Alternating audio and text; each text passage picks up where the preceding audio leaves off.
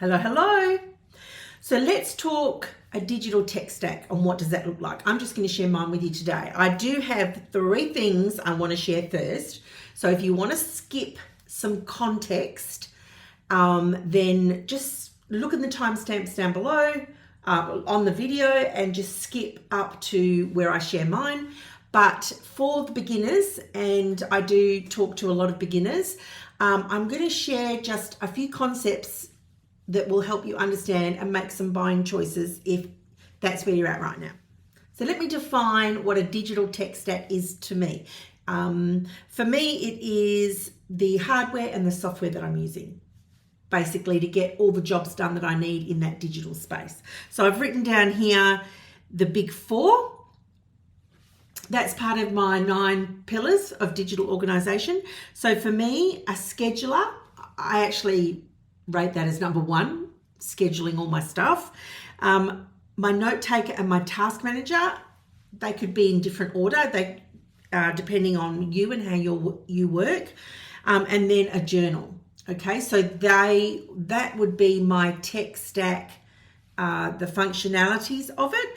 But down the bottom here, I've just put my laptop, right? Because I work, my daily driver is my laptop. I can't seem to get away from it because I can't just use, I would love to just use my iPad, but there is still some functions that are not programmed for the iPad to access from a web browser. So I have to use my laptop. So that's at the base, sort of like down here, this is like the, you know what's a really cool function on GoodNotes is I can just highlight it and it disappears. All right, so laptop down here, it is my daily driver. It is the thing that I use every single day. Well, when I'm working anyway. And my iPad used to be my number 2. But what has, of course, has happened, as if you've been here on my channel before, you probably will have worked this out, is the Remarkable tablet. And that e-ink space has been amazing. So, you know, at the moment, I'm planning on getting a few more. At the moment, I've got the Remarkable Paper Pro, the Remarkable 2 over here. Then we've got the Boox. This is the mini because I wanted a mini, but I really want to get the Note 4 Air. Probably the colour because I love colour. And then I've got my phones and I've got another couple of tablets as well, because hey, this is how we roll. All right, so for me, again, my digital tech stack is hardware and software. I'll show you that. So hardware and software. Now, I decide what I want to buy based on the screen tech, which I'll chat about in a minute, the size of the device, the battery life, and texture is really important to me, so the texture of the device is important. It's a consideration for me. So this has a paper-like screen. So this is my iPad, and on it is you can't really see this. Yeah, it's a paper-like screen. And I just got these. These make the texture even better. These are just some clear, just let me put it there for you. The clear nibs. I just got some clear nibs, and wow. Next level, guys, next level. They're awesome. Okay, that's hardware. So hardware is when we come to the screens, the size that we want, the sort of stuff that's inside of it, like for the battery, and of course, all of that. Software is to do with the apps that we use, right? That what we love to do. And that is connected to the ecosystem that you are. How did we get blue? All right, I'm just going to leave it blue for the minute and I'm just going to change it for next time. So whatever ecosystem you are a part of, and you might be in a couple, then your apps will be determined by the ecosystem that you're in, right? And also the other thing to know is that some devices don't allow apps. So enter the Remarkable. This tablet, it's actually a digital notebook. It actually has its software and hardware on it. And so this is a digital notebook. It has the, if you want to call it an app, we're not calling it an app. Remarkable don't call it an app, but their software is inside of the hardware and it's one unit and you get it all together, right? Boox, however, is different. That does have apps. They're Android apps, comes from the Google Play Store, and the device is separate. You have to go and get the apps and put them on. Boox provides you with some apps already, some default note-taking app and like Notes and Neo Reader, and also, where is it? The Neo browser. Like, so Boox has got apps on here, but you can go to the Google Play Store and get lots more apps. So that is a digital tablet in the true sense of the word, where you can upload, add apps to it. All right, but it's just good to know, to make a note that your buying decisions are made of hardware and software, and it's good to consider both of those. The other thing is the screen technology that you may be wanting. So we have this e-ink space that we all know and love, and then we've got the iPad space, which is the original, right? And I'm not doing a deep dive into screens today. You can certainly go and research this more, but what we're familiar with in the iPad space is the LED screen and now the OLED screen, because there's an update on that, right? And over here in the e-ink space, what we love is there's that no blue light, there's better screen technology. It massively reduces the amount of battery you need because of the way the e-ink technology presents information to the screen. It just goes there and stays there until you change it, whereas it's different on an iPad. It actually has to use a lot of battery to sustain those images. So yeah, the screen type is different, and that's why Boox sits in the middle of a digital tablet, because it's got an e-ink screen. It's not your traditional OLED or LED screen, right? But it does have that front light situation, and I don't know why let me just put that light. It's got the front light, and you can change also the color, warmth, coolness of the screen too, which is very helpful when you're using it. All right, so there's the screens, and then there's the ecosystem. So I've done another video on this, and I will continue talking about this because I do come across people that get confused. I don't think confused is the right word, but there's a lack of clarity around just what are you choosing when you buy a device.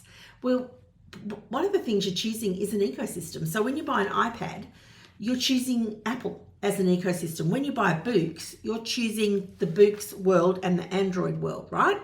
When you buy a Remarkable, it's just a digital notebook. So the Remarkable won't be an ecosystem that can sustain itself, all your needs in it, because that's not what it is. It's a digital notebook that can fit into your digital tech stack, right? Which we're getting to. All right, so basically I've just listed a few here. There are more, but the biggest ecosystems I could think of, and feel free to add some more down below if you want to, if you can think of any more. Apple, massive. That's me. Google, Boox, I think definitely deserves the ecosystem label. Samsung, Microsoft. So I was a Microsoft girl 20 odd years ago and changed over for a few different reasons to Apple. Thought I'd try it out. Was very happy, been there ever since. And I actually exist in the Apple Google space. That's part of my ecosystems, and they play well together. So how well your ecosystems play together, that's also a factor when you're buying, because if I change now to a Samsung phone, I've got to change all my apps, right? All the investment over the years that I've made into the Apple apps that I've got, it's not just about buying a phone, it's about buying into a whole new ecosystem. That's sort of where I'm coming from. All right, so let me just get into the criteria, and then I'll show you my tech stack. How we go? Good. So the criteria I use basically when I'm looking for a new piece of hardware or a new software app. This is it here. I'll just run through them. Ecosystem, the technology that it has, the functionality inside of that tech, how easy it is to use, the cost and the quality. Now, I just want to say this. I know cost and quality are down the bottom here, right? But they're actually, really, this would be number one and this would be number two for me. Even though they're down the bottom, the reason for that is just because this conversation is happening right now in the digital tablet landscape. That's the reason I put it up the top. Not because it's the most important thing to me, because no matter what, if a piece of tech is not good quality and does not fit into my budget, it doesn't really matter how good these other four things are. If I can't afford it and it isn't going to last me, I'm not going to buy it, right? So they actually are the most important. Well, yeah, they're the deal breakers. Without that, I can't even get off the launch pad, right? When I'm picking new tech. But after that, the ecosystem would be the next biggest thing. So like I just said, for me to go and get a Samsung phone now, I'm committing to a whole heap of new apps, right? And a whole ecosystem in its own little world. It's the Android ecosystem. The tech, what does it do? We'll come back to that. I'll do that last with the functionality and how easy it is to use. So over here, I've sort of made a list of, I think, some things that are really current right now. Do you want color? Like, again, this is, are you going to get the Remarkable 2? Are you going to get a Boox device, right? Are you going to get an iPad, mini iPad, big one? You know, what are you going to do? Well, it may matter to you whether you have color or not. It may matter to you whether there's blue light in the screen and how that's affecting, it might affect your eyes or your health, and that could be important to you. The whole notification system might be important to you. See, so over here, the focus, that's one of the strengths, the great strengths of the Remarkables devices is that they don't have blue light, and they really help with focus because they don't have any notifications with them as well, because they're a digital notebook, right? They're not the tablet under the definition of what we know a tablet to be. Do you want only one device? That's an important question to ask yourself, because if you do, the Remarkable isn't going to be that one device that has its own ecosystem of apps and software that can all fit in together and meet every digital need you have, right? Whereas you might be wanting to do the Android world and go with Boox, right? Or you might want to go to the Apple world and go with all the Apple things. So do you want just one device that does it all, or are you happy layering your tech in there? Does the battery life, are you remote? Do you need it to last as long as possible? That will influence what you buy. And is texture and how it feels really important to you? So texture is really important to me, but it didn't stop me purchasing the iPad and using it with a glass screen.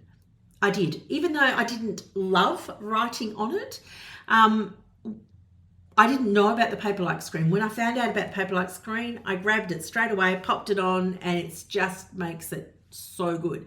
But I still was prepared to write on glass because of the functionality of GoodNotes and all the things, all the work things I could do on there, and personal things as well. But I used it for work, like heaps.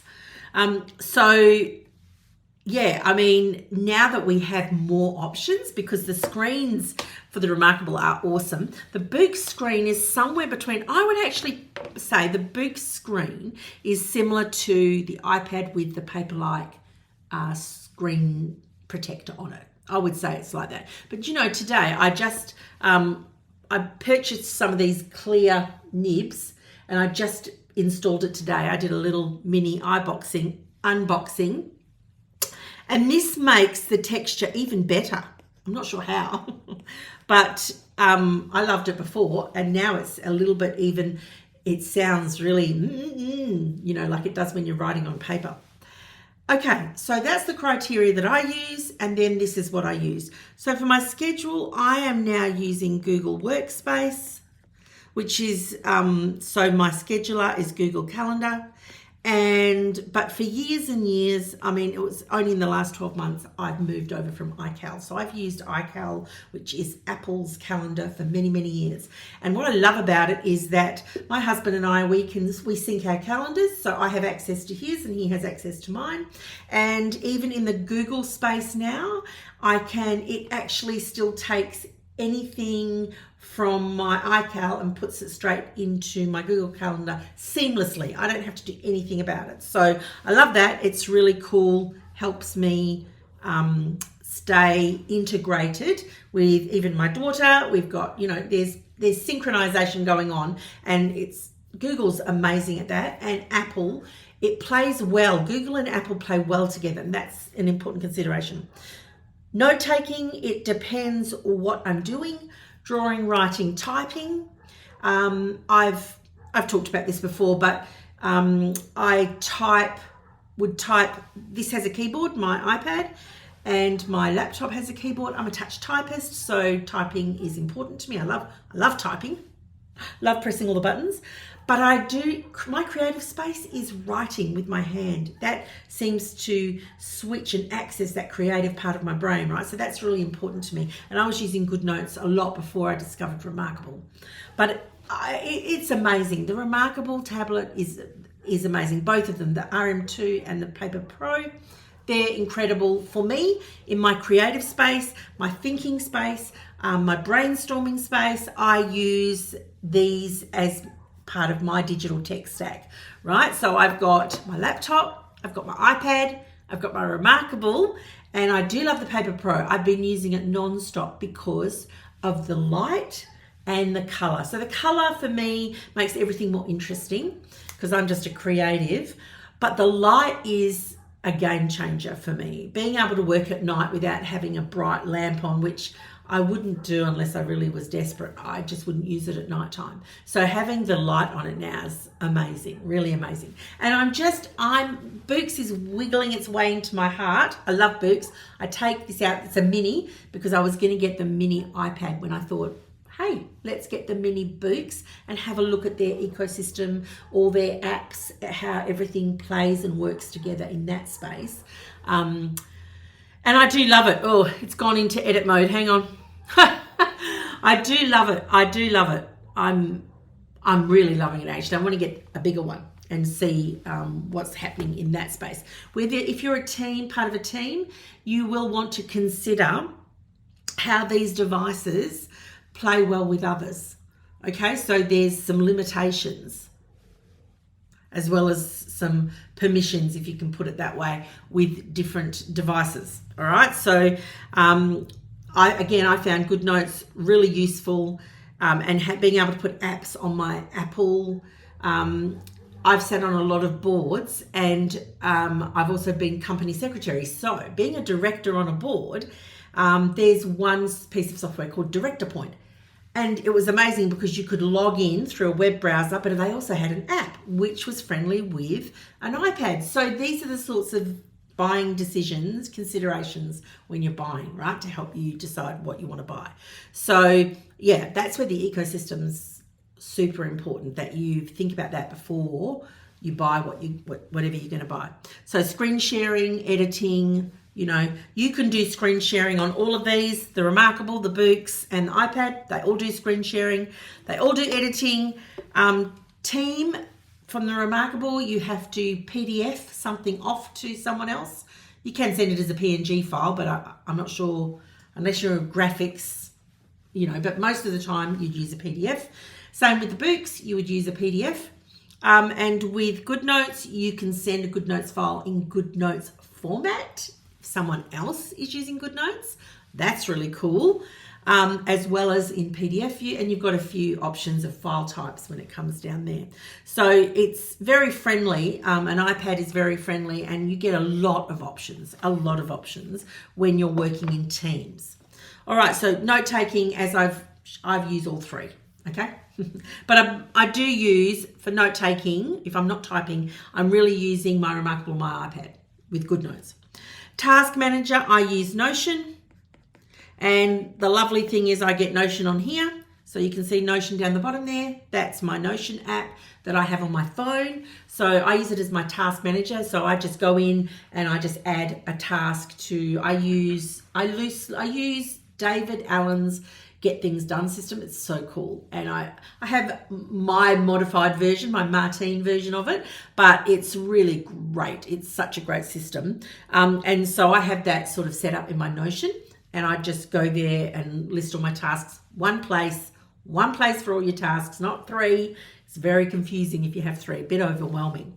So Notion's great. I've got it on my iPad, I've got it on my phone, I've got it on my other iPad, I've got it on my computer. It's very friendly, Notion, into any ecosystem. So any ecosystem. So again, very useful, important to know. Journaling, you can use a journaling app if you do that. I don't. I make journals, and so I use mine. I've got two different types. One's a prompted journal, for days when I just want to write, but I don't know what to write, and so I just want some questions so that I can think and just unload and download that way. And then there's my Journal 365, so it has every day of the year. It's all hyperlinked, and it's just pages so that you can just write. A little focus down the bottom, but write. So yeah, that's how I do my journaling. So that they are digital journals, and they're useful. They're PDF documents. Whoops.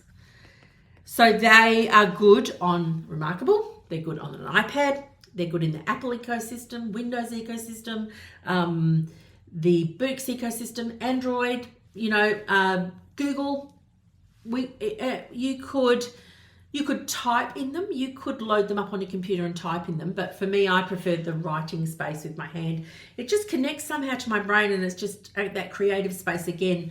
I've tried typing, and it just doesn't work for me when I'm journaling. So, everybody's different.